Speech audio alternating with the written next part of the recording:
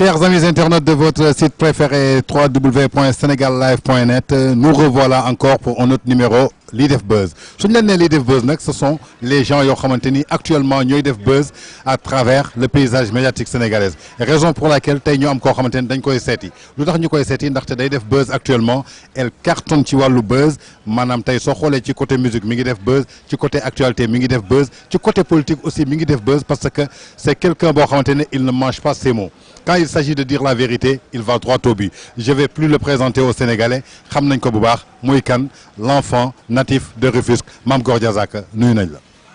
Tange maa ngi lay fay di nuyu internet yi seetaan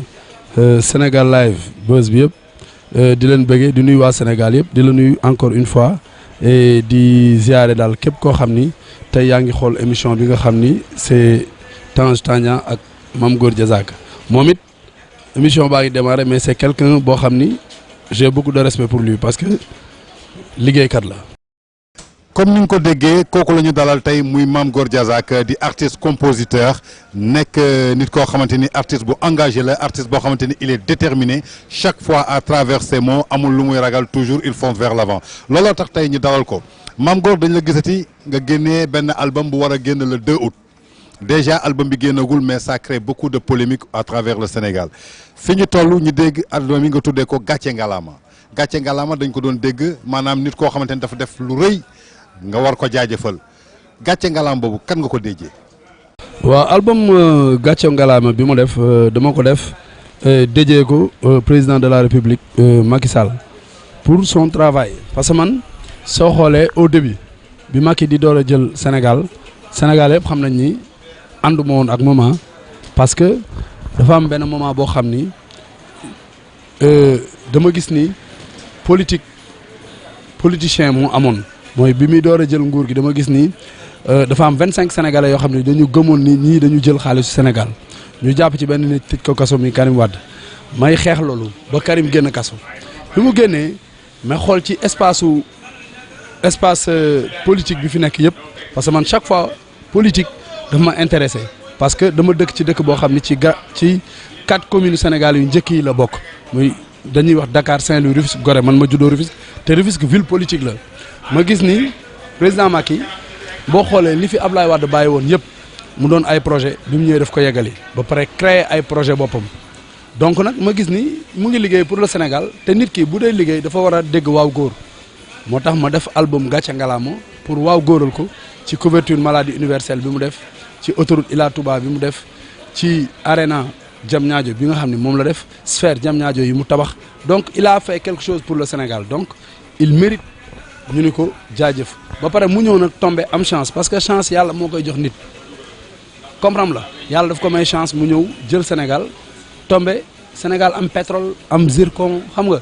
ñu am yaakaar ni tey jii Sénégal dans quelques années ci kanam dinañ gis ni changement dina am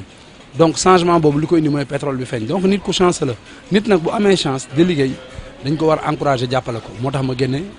gàcce ngalaama pour dédicacer ko. Mame Gor dégg nañu li nga wax yaa ngi ci biir Sénégal live ci def buzz maanaam li nga wax jàpp naa ni yow sa xalaat la loolu nga xalaat mais am na yeneen sénégalais yoo xamante ni xalaatewuñu noonu te tey Mame Gor porteur de voix nga moomatoo sa bopp ci côté musique ñëpp la moom am na ñoo xamante ne tey nee nañu Mame Gor est-ce que du intérêt personnel am la gis moo tax mu way gàcce ngalaama le président Macky Sall ndaxte dañ la xamoon sa engagement amoon na temps yaa fi njëkk a way ceeb bi cher na diwlin bi cher na population bi yëpp ànd ceeg yow tey d'accord le président Macky Sall def na mais yow aussi gis nga ni coow li bëri na y a beaucoup de choses qui ne marchent pas et le pays va mal am na peuple boo xam ne ñu ngi souffrir nee nañu est-ce que teelul nga ne ko gàcce ngalaama est-ce que du intérêt personnel nga waxee tontul ñuy wax loolu du man nag. non li ma leen di tontu moom mooy xam nga tey nit bu ko neexee nga gumba tëx lu ci lu nit di def xam nga tey yonent bi moo gën ñëpp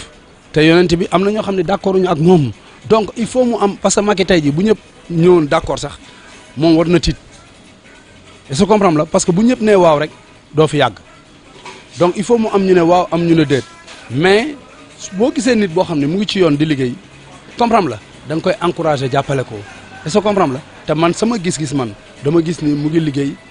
mu ngi jàppale Sénégal man yaakaaruma Macky Sall pour dund parce que dama am métier muy musique te dama am ay contrat di ko jouer ñu may fay xaalis tey bu fi Macky nekkee ak nekku fi man moom laa yemale damay dund damay am xaalis damay dund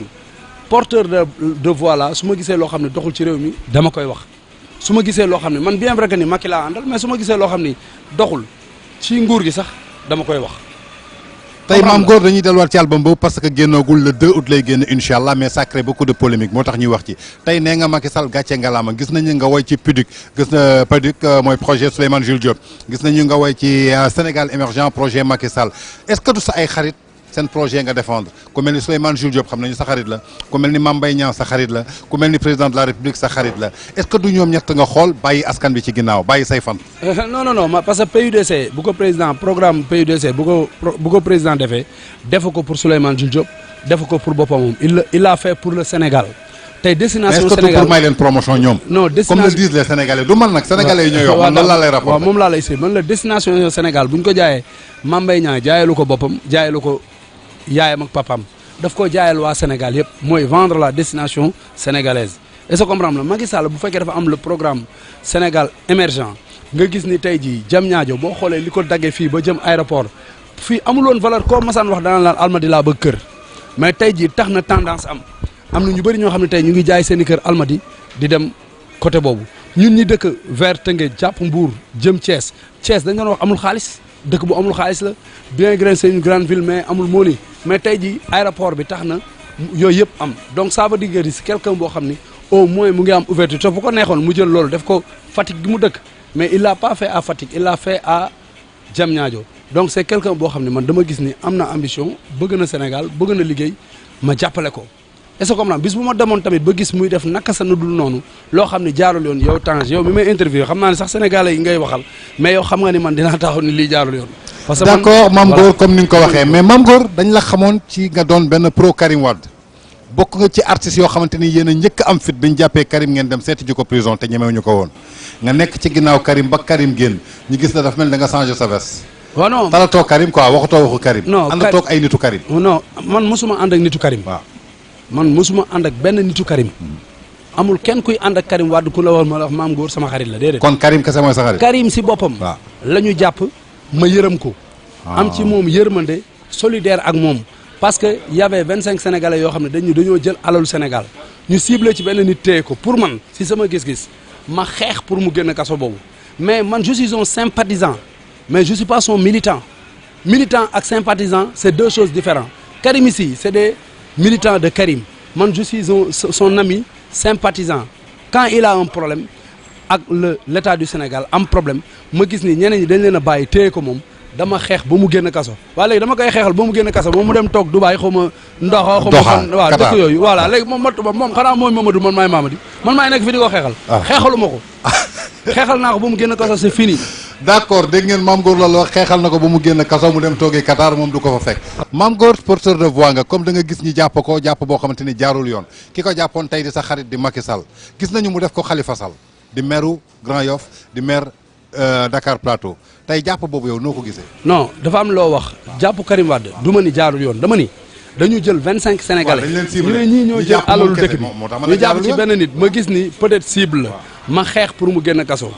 Khalifa Sall man dama toog dégg ñu wax benn GIE boo xam ni dañ ne GIE bi da doon jël xaalis chaque fin du mois chaque fin du mois ñu jël ci 30 millions dem këram jox ko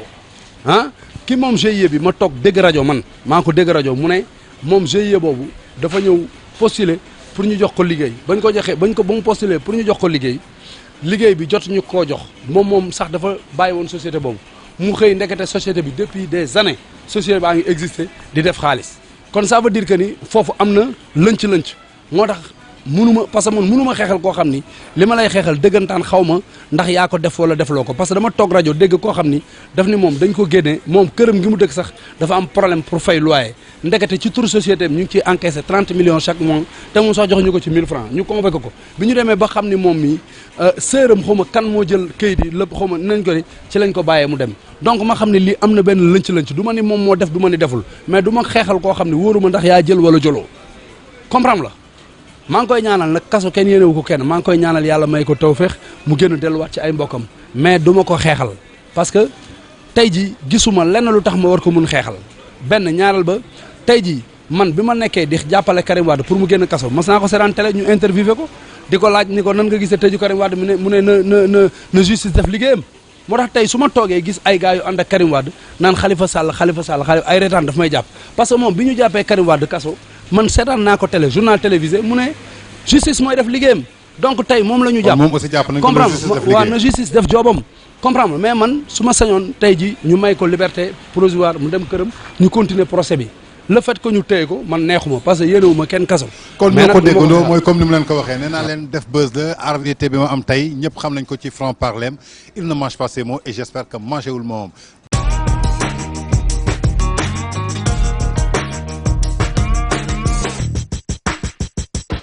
nee naa leen Sénégal live day métti Mame Gor dëkk bu toll ni Sénégal ton ami Macky le président est-ce que c'est normal capitale bi di ñàkk ndox gis naa benn intervention bi nga def démb ci sa ban réaction nga am ci capitale boo xamante ne da ngay toog plus de 20 jours lu toll ni Dakar ay dëkk di ñàkk ndox. voilà non c'est que ñoom dañu def benn erreur xam nga ban erreur lañ def. erreur mooy nit ki bu fekkee da nga koy xañ ndox da nga koy préparer da nga koy wax ni ko de telle date à telle date parce que tubaab yi yow tu as fait l'Europe lépp loo xam ne tubaab daf koy def même bu fekkee ni dañu war a couper ligne téléphonique yi pour benn 1 heure de temps wala pour benn 20 minutes. dañ koy aviser gars yi 1 semaine avant donc tey jii yow boo nekkee ci kër bâtiment bi di waaj a toj di waaj a daanu sa kaw bu ñu lay génne kër gi mais da ngay génn avec le plaisir parce que da nga naan fii su ma fi toogul bâtiment bi màbb sama kaw tey boo xoolee 1960 ba léegi même tuyau ndox yi la ñuy utiliser muy jógee Lac de Guiers di ñëw Dakar démb man bi ma defee sortie ba pare dama après dajeeg ay nit def gëstu mais ndekete fii à Kër Massar am na fi benn centre boo xam ne ñu ngi koy aménager di ko defar Lac de Guiers ñoo ko def je pense pour rallier Dakar pour muy am ndox carrément léegi tuyaux yi nga xam ne moom la ñu war a changer yëpp tuyaux yooyu yëpp dañ ko war a dindi mais avant ñu koy dindi dañu war a def communication wax Dakar waaye ni leen de telle date à telle date dinañ changer tuyaux yooyu ba nga xam ni koñ bi dina am ndox koñ bee du am ndox mais mënuloo jekki-jekki rek dagg ndox bi noonu waa Dakar xëy amuñu ndox parce que man démb bi ma ko génnee dama kaas dama ni président de la république waru fi nekk di liggéey Sénégal ak liggéey bu rëy bi muy liggéey jël benn ministère jox ko nit koo xam ne mbokkam la kooku war ko mën a jàppale toog ndox bi di am problème mais comme gis naa ko mu ne le 20 ndox dina am incha allah ndox dina am mais boo xoolee tuyaux yi commencé nañ ko changer entre démb ak tey seetaan naa télé gis waa Grand Dakar yi nga xam ne toogoon nañ une semaine amuñu ndox nee nañ à partir d'aujourd'hui commencé nañ am ndox tey ci suba. mais Mame Gor en tant qu'un citoyen sénégalais Mame Gor en tant qu'un citoyen sénégalais en tant qu'un artiste un porteur de voix problème mu ndox bi du problème boo xamante ne mi ngi soog a am depuis belle lurette chaque année dañuy am problème boobu est-ce que yow def nga ci benn sensibilisation ba nga xamante ni comme ni nga sensibiliser woon ci ceeb bi diwlin bi ba nit ñi remarqué la ci est-ce que def nga ci benn sensibilisation. mais tàmbali naa ko parce que démb j'ai fait benn sortie sur ça te tey jii ñu ngi nekk ci benn émission boo xam ne xam naa ne émission bi dina dem fépp ci àddina bi moo tax ma ne leen bu ëllëgee bu ñuy prévoir dara pour couper wala ñuy changer ay tuyaux wala ay dara dañu war a waxtaan ak sénégalais yi ni leen de telle date à telle date wala nañ toog 1 mois dëkk bi du am ndox ku nekk dem wuti ay ndoxu yi ñuy jaay wala yooyu yaa xam mais bu ñu paree ñu am ndox bu sell bu clair bu bien mais soo xëyee du jour au lendemain rek nga xëy dagg ko gars yi amuñu ndox gars yi du ñu mën a comprendre lan moo tax amuñu ndox te nag nit mën na muñ lekk mën na muñ lépp ci àddina ba mu des ndox parce que ndox ci moom ci la ñuy naan ci la ñuy sangu ndox moom soo toogee ñaari fan naanoo ko da ngay faatu donc nag je lance un appel à l'État du Sénégal pour que ëllëgee bu ñu amee ay travaux yoo xam ne dañ koy def ñu teel a préparer Sénégalais yi xamal leen ni leen ndox du am de telle date à telle ñu mën ko préparer mais man franchement démb bi ma defee sortie bi j'étais trop fâché contre ñi nga xam ne ñoo yor wàllu ndox bi mais bi ma waxtaanee ak ñi ma ci war a waxtaanal xamal nañu ma dafa am ay taux yoo xam ne depuis 1960 ba léegi soo gisee yenn saa yi gars yi daan ubbi seen robinet di gis ay ndox bu xonq ndox bu mel ni dafa am latérite ça veut dire que ni taux yi ñoo xomaagoon màgget mu am ay taux yu bëri yoo xam ne dañ leen war a changer mais bu ñu koy changer nañ ko wax sénégalais yi est-ce que comprendre donc erreur de communication la erreur de communication la. ñoo ko déggandoo woon mu doon Mame Gor Diazaka artiste compositeur je crois que dugg nañu ci ay fait de société fait de politique actuellement dañuy creuser l'abcès bi maanaam mooy lan wàllu musique Mame Gor Diazaka musique sénégalaise fu mu toll nii noo ko gisee chaque fois on parle que ñetti artistes Youssou Ndour Pape Diouf wala Wally Seck. Mame Gor Diazaka. non souvent Sénégal. ak Mame Gor Diazaka Sénégal donc dañu ciy ñëw. ak Mame Gor mais pour lan loolu ak 14 millions d'habitants ñaata artistes ñoo fi am. lan mooy problème mu musique sénégalaise fi ñu toll. mais problème musique sénégalaise benn dafa am public bi musique dafa am dañu am benn problème mu producteur amatul public bi jëndatuñu album mu gars yi public bi dematuñu soirée di fay fii soirée yi fii gis yëpp à part Youssou Ndour soirée Pape Diouf ak bu Wally Seck ak bu man ak ñun ñëpp dañuy maye entrée Mame Gor day ci loolu laa bëggoon ñëw Pape Diouf day maye Boy Wally day maye. waaw Youssou Ndour rek moo fi dul maye entrée. te Youssou Ndour il a un public boo xam ni public gu 40 ans la tey ñi koy seetaan ñooy les ministres ñoo yor yenn sociétés yi ñooy DG yenn kii parce que ñun ay jeunes lañ am dëgg la am nañ ay jeunes cadres yoo xam ne ñu ngi seetaan benn yoo xam ne bu ñu ñëwee sa boîte dinañ jënd ticket mais du ñëpp koy def donc ça veut dire que ni la musique sénégalaise est morte comprendre la benn nit moo fi nekk boo xam ne franchement mu ngi dundal musique comme ni ñu ko mën waxee muy Youssou Ndour parce que il a un label de production il a une télé xam nga ba pare il fait des tournées est-ce que comprendre la donc lu ñu koy ñaan rek mooy tournée yi muy def ah mu ñuy jël di ñu ci boole man Pape Diouf ak ay rakam ñuy dem di ko defal yenn première partie te mu ngi koy def sax Bercy mais dañuy bëgg comme bi xew Belgique wala yeneen affaires yi mu ñuy jàppale ni ñu ci yóbbu pour gars yi du ñu gën a gis. Mame Goor ci musique boobu la ñuy ñëw nee nga tey muy yow di Pape Diouf di Wally da ngeen di maye entrée est-ce que loolu bokkul ci lu gën a rey musique parce que tey soo demee ba am ay fans yoo xamante ni mënootuñu jënd billet yi pour ñëw seetaan si la benn capot ngay wax moo jënd billet yi ma may ko fans yi ba pare ñooñu ñooy génn ci biti bëgg a yor benn coow bëgg a lëmbee nit ñi mel ni ñoom ñoo monopoliser musique bi alors que monopoliser wuñu dara est-ce que loolu tey solution la pour que musique bi delluwaat place am. non donc fii moom képp ku jóg ni yaa monopoliser musique waxu dëgg parce que musique moom du fen tey ji man damay war a tëgg soirée ay nit woo ma bëccëg maam na nga def ça va yaa nekk tel boîte man la waaw nga ne ma waaye copain dinaa ñëw tey mais ñun 8 lañ boo ñëwee nañ jënd 4 entrées nga may ñu 4 entrées est-ce que comprendre la donc yow boîte bi daf lay jox ay entrées yooyu il faut nga maye ko CD jaratul comme tey jii képp koo xam ne mu ngi lay wax ni la tey jii am na xaalis ci musique amul beneen business à côté waxul dëgg man damay gis ay musiciens yoo xam ne tey jii dañuy ñëw def musique ni ay milliardaires lañ wala ay millionnaires la fan lañ jëlee xaalis amuñu xaalis parce que musique bi joxu leen ko. kon fu ñu ko jëlee. est-ce que comprendre la tey jii boo amul société booy liggéey wala nga am loo xam ne lu dëgër foo jëlee xaalis ça veut dire que ni moo leen bi nga am da nga ko luubal mais nekkul xaalis boo xam ni yaa ko liggéeyal sa bopp mën na nekk xaalisu sàcc wala mu nekk xaalisu dóor wala mu nekk xaalis leneen lu mu mën a doon mais tey jii musique dëggantaan au vrai sens du mot tey jii à part benn Youssou Ndour keneen lekku ci xaalis boo xam ne xaalis bu ñu mën a wax la donc nag soo amee sa benn business à côté mën nga ko def mën nga am daal business daa xam lu mën soo xëyee suba teel mën nga am dépense su weer bi dee nga fay sa location bu fekkee da nga am kër nga dundal sa njaboot musique mën na def loolu mais képp ku ñëw ni la musique laay def en espace de 5 ans milliardaire la wala ngay doxinu milliardaire ça veut dire que ni tu es un voleur mais li ngay wax amuloo ko. Mame Goor barki démb dama interviewé benn producteur muy animateur ñu xam ko bu baax muy raxu war nga ko xam mu produire ay artistes yu bëre nee na ma soo gisee tey musique bi doxut parce que artistes yi seen bopp dañoo hypocrite kenn yéene wu ci sa morom jàmm tey raxu nee na damay tëgg Mame Goor benn Wally Seck wala benn Pape Diouf du ma yéene Mame Goor pour mu réussir suba ma tëgg benn Wally Seck benn Pape Diouf wala benn Mame Goor du yéene Wally mu réussir nee na loolu da ngeen koy dund seen biir. da nga koy mais c'est la vérité c'est la pure vérité xam nga loolu na nga koy xamee tey jii même bu soirée amee grand théâtre wala mu am Sorano wala dara koo njëkk a dajeel ku demul xam na le am ndax am na nit ñoom xam nga sénégalais tubaab bu dee seetaan artiste da koy ñëw seetaan ndax talent da ngay gis salle boo xam ni day nekk salle 22000 places ci dëkk tubaab yi tubaab di fa jouer mu am 5000 personnes wala 3000 personnes mais ñi fay ñëw duñu wax ni fii fees na wala feesul xam nga lu leen intéressé spectacle bi nga xam ne moom la artiste bi di def que gayen bi def benn spectacle boo xam ne spectacle bu grandiose la mais Sénégal duñu xool spectacle ki nga njëkk a dajal ci mbedd bi lu mu lay wax mooy ndax Sorano fees na wala Grand Théâtre fees na parce que le Sénégalais au vrai sens du mot yabuma Sénégalais nag mais Sénégalais même si waxuma ci wàllu way mais ci wàllu yëpp dafa bëri ñu soxor dafa bëri ñoo xam ni bëgguñu nit réussir am bu ñu la gisee tey fekk yéene wuñ la fekk gisuñu la ngay yelwaan wala ñu lay wax ndeysaan yéene wuñ la lu baax ça veut dire que ni musique bi tey jii buñ ne benn Pape Diouf moo ak comme mu génne benn single wala mu génne benn album mu cartonné yéeg ci kaw mais dafa war a xool ay artistes mu def ak ñoom ay duo yooyu xool américains yi ku si génn rek fës benn année rek Akon bi mu fi fëlee dafa def ay duo yu bëri ak ay artistes yëpp ci planète mais fii Sénégal da ngay gis benn artiste boo xam ni day am succès beneen artiste ñëw ni ko kañ def duo mu ne du ma jël voix am ak sama voix parce que bu ko defee bu jaayee CDM day am xaalis wala bu jaayee wala xamal ma la bëgg expliquer te loolu xamuñu ni yow am na ñoo xam ne tey jii li ngay aay wala li ngay cartonné voix waa jooju ngay jël mixé ko ak seen voix mën na jur leneen parce que ñooñu dafa am ñu ko bëgg te ñooñu ko bëggoon noonu mën nañ tax à partir de ce morceau là ñu am ci yow cofeel mais Sénégalais du def loolu Sénégalais très rarement ngay gis ay duo yoo xam ni ay artistes sénégalais ñoo koy def bariwul comprendre la te loolu c'est quelque chose à dénoncer ñi nga xam ne ñoo nekk ci musique bi war nañ ko waxtaan parce que un artiste su fekkee da nga commencé di cartonner da nga war a xool artistes sénégalais yi nga xam ni bëgg nañ def ak yow ay duo nga def ak ñoom ay duo mais léegi bu benn benn Guinéen jógoon fële wala benn Malien wala benn français wala benn anglais ñëw ni leen dama bëgg a def ak yéen benn sound ñu def ko mais bu deen seen frère sénégalais duñ ko nangu c'est pas bien il faut aider les gens xam nga yi nga xam ne ñoo nekk ci pente bi te loolu c'est important man nag li tax may wax lii manager laa woon avant may nekk waykat donc je sais très bien que ni les duos dafa am lu bëri lu mu mën a jur te yow xam nga ko. dëgg la.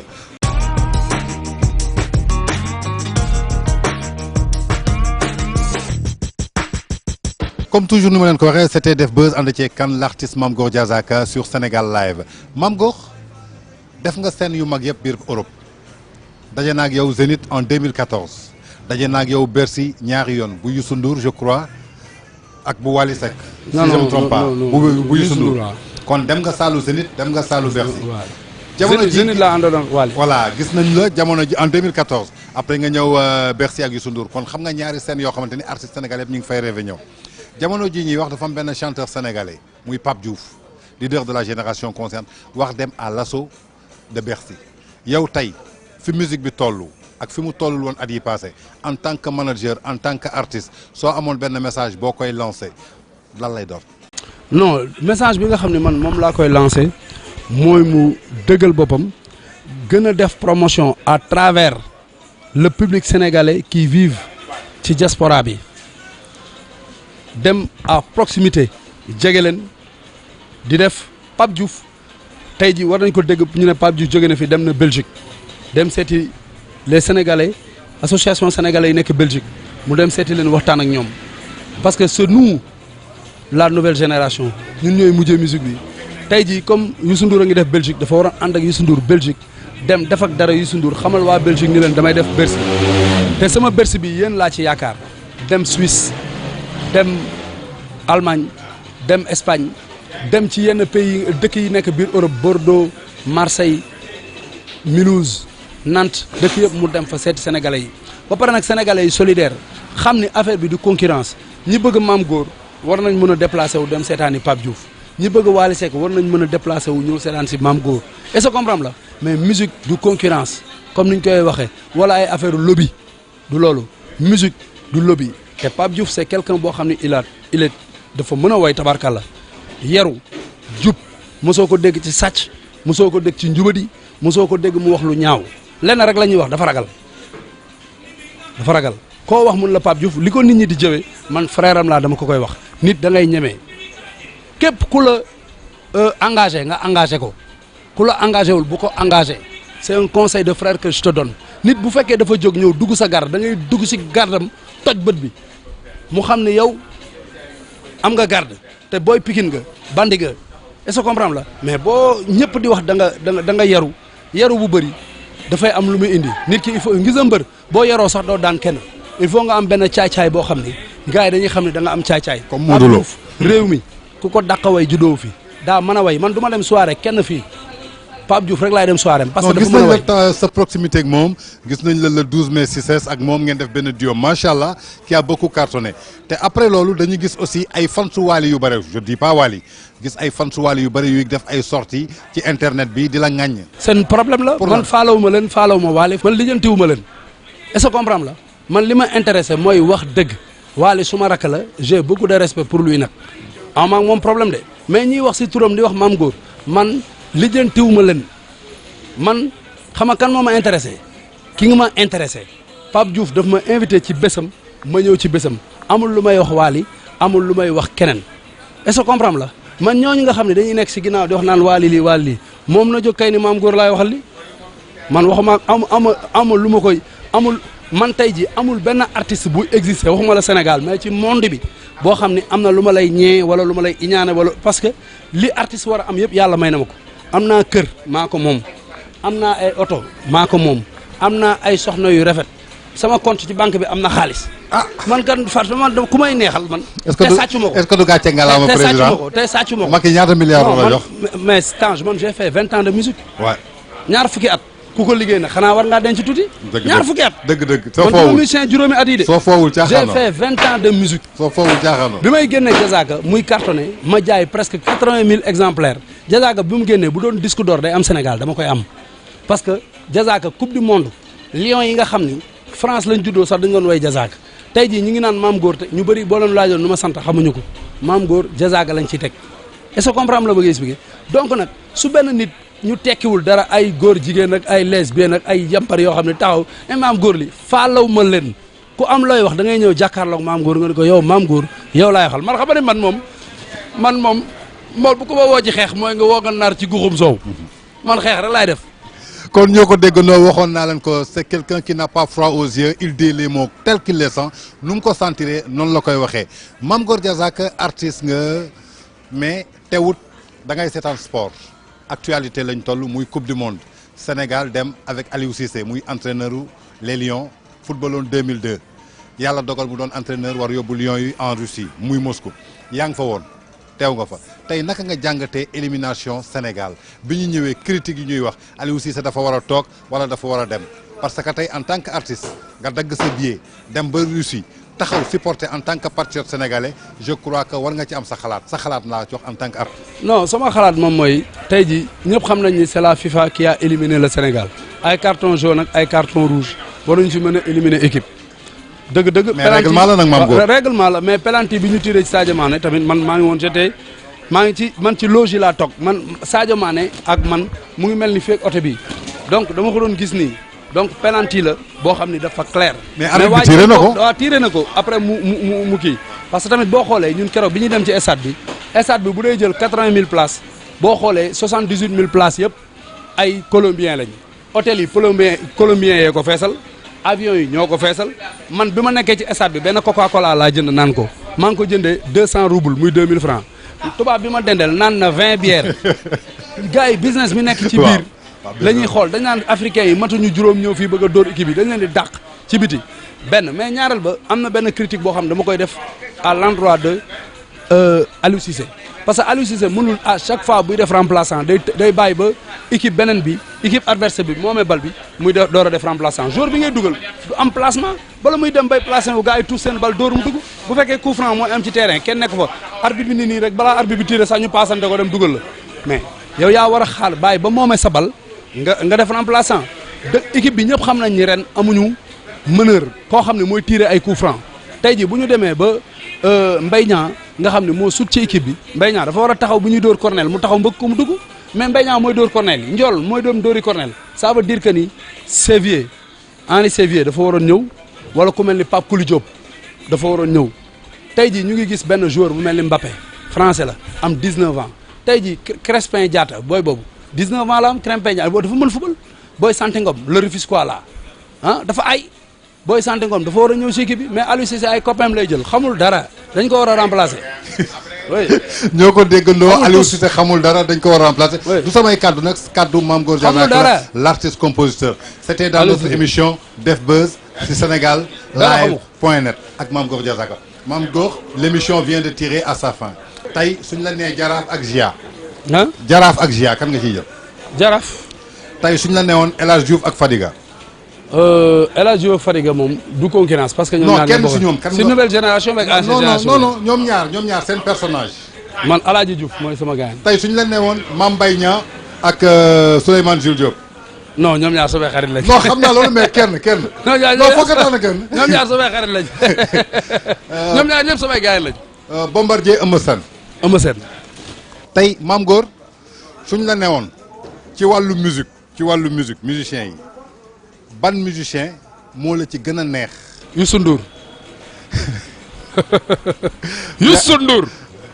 Mame Gor tey suñ la ne woon Moustapha Niasse ak Ousmane Tanor Dieng kan nga ciy jël. ñoom ñaar ñëpp duñ sama xarit.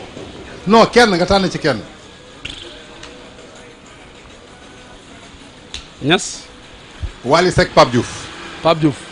merci beaucoup c'était Mame Gor Diazaka Mame Gor looy tàggatoo. di remercier ñëpp di remercier waa Sénégal yëpp kontaan naa. merci beaucoup c'était notre émission lii def buzz ànd ceeg kan l'artiste compositeur Mame Gor Diazaka ñi ngi woon fii ci Sacré-Cœur Côte d'Or am fi émission boo xamante ne mooy comme ni ma leen koy waxee rek képp kuy def buzz képp koo xamante ne occupé nga le paysage médiatique sénégalais dinañ la seeti waxtaan ak yow mais c'est juste des interviews promotionnelles pour xool naka la ñuy rétablir la vérité je vous l'avais dit je vous l'avais promis Tange est de retour et vous allez découvrir toujours ce sera des merveilles on va à l'assaut de toutes les choses à très bientôt avec un autre numéro j'arrive